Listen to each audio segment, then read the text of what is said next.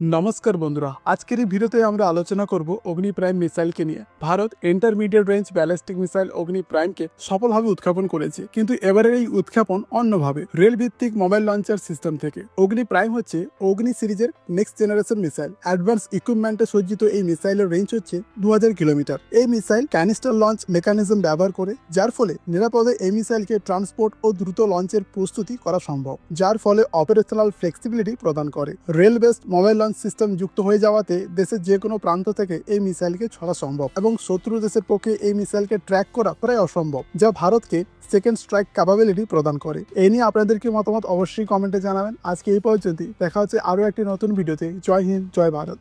ভারতের প্রতিরক্ষা আত্মনির্ভরতার পথে আরও এক ঐতিহাসিক পদক্ষেপ। উত্তরপ্রদেশের রাজধানী লখনৌ এখন হয়ে উঠেছে দেশের অন্যতম প্রতিরক্ষা উৎপাদন কেন্দ্র, আর তার কেন্দ্রে রয়েছে বিশ্ববিখ্যাত ব্রহ্মস মিসাইল। এই বিশাল প্রকল্পটি তৈরি হয়েছে উত্তরপ্রদেশের ডিফেন্স ইন্ডাস্ট্রিয়াল করিডোরের অধীনে। লখনৌ এর ফ্যাসিলিটি হচ্ছে দেশের মধ্যে প্রথম, যেখানে পুরোপুরি স্বয়ংসম্পূর্ণ মিসাইলের অ্যাসেম্বলি, ইন্টিগ্রেশন এবং টেস্টিং করা হবে। প্রকল্পটির মোট খরচ প্রায় 300 থেকে 380 কোটি টাকা এবং এটি নির্মিত হয়েছে প্রায় 200 একর জমির ওপর। এখান থেকে প্রতি বছর প্রাথমিকভাবে 100টি ব্রহ্মস মিসাইল সিস্টেম তৈরি করা হবে এবং ভবিষ্যতে উৎপাদন বাড়িয়ে 150 থেকে 200 ইউনিটে নিয়ে যাওয়ার পরিকল্পনা রয়েছে। এই ইভেন্টে প্রতিরক্ষা মন্ত্রী রাজনাথ সিং এবং মুখ্যমন্ত্রী যোগী আদিত্যনাথ যৌথভাবে উদ্বোধন করে বুস্টার বিল্ডিং, যা মিসাইলের উৎপাদন ক্ষমতা আরও বাড়াবে। ইউপি সরকার অলরেডি 40 কোটি টাকা জিএসটি সংগ্রহ করেছে ব্রহ্মস প্রকল্প থেকে। ব্রহ্মস ফ্যাসিলিটির এই পূর্ণাঙ্গ উৎপাদন ক্ষমতা ভারতের জন্য এক স্ট্র্যাটেজিক মাইলস্টোন। এটি শুধু আমাদের প্রতিরক্ষা শক্তিকে বাড়াবে না, বরং দেশকে আরও এক ধাপ এগিয়ে দেবে আত্মনির্ভর প্রতিরক্ষা উৎপাদনে। জয় হিন্দ, জয় ভারত। ভারতীয় নৌবাহিনী আজ এক ঐতিহাসিক রূপান্তরের পথে এগিয়ে চলেছে। নৌপ্রধান অ্যাডমিরাল দীনেশ কে ত্রিপাঠী তথ্য অনুযায়ী ভারত প্রায় প্রতি 40 দিন অন্তর একটি দেশীয় যুদ্ধজাহাজ বা সাবমেরিন নৌবহরে যুক্ত করেছে। এই গতিতে জাহাজ সংযোজন বিশ্বের খুবই কম দেশের পক্ষেই সম্ভব, যা ভারতের ক্রমবর্ধমান প্রযুক্তিগত ও শিল্প শক্তির প্রতীক। বর্তমানে নৌবাহিনীর হাতে রয়েছে প্রায় 145টি যুদ্ধজাহাজ ও সাবমেরিন।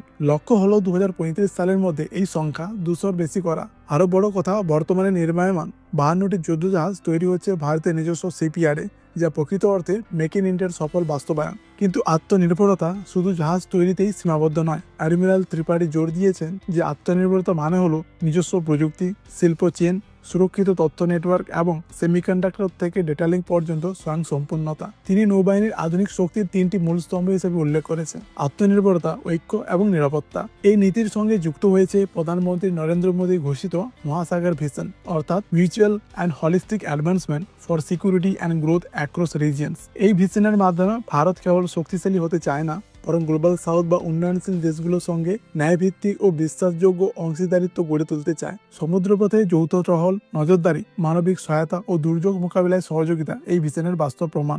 গত এক দশকে ভারতের রক্ষা উৎপাদন 3 গুণের বেশি বৃদ্ধি পেয়েছে, যা এখন 1.5 লক্ষ কোটি টাকারও বেশি।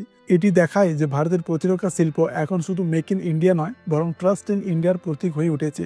ভারতীয় নৌবাহিনী আজ আত্মনির্ভরতার এক নতুন যুগে প্রবেশ করেছে, যেখানে দেশীয় প্রযুক্তি, উদ্ভাবন এবং বিশ্বস্ত কূটনৈতিক সম্পর্কের সমন্বয়ে ভারত গড়ে তুলেছে একটি শক্তিশালী, স্বয়ংসম্পূর্ণ ও বিশ্বস্ত সামুদ্রিক শক্তি। 2047 সালের মধ্যে বিশ্বের অন্যতম শীর্ষ নৌশক্তি হিসাবে প্রতিষ্ঠিত হওয়ার লক্ষ্য নিয়ে। এই নিয়ে আপনাদেরকে মতামত অবশ্যই কমেন্টে জানাবেন। জয় হিন্দ, জয় ভারত।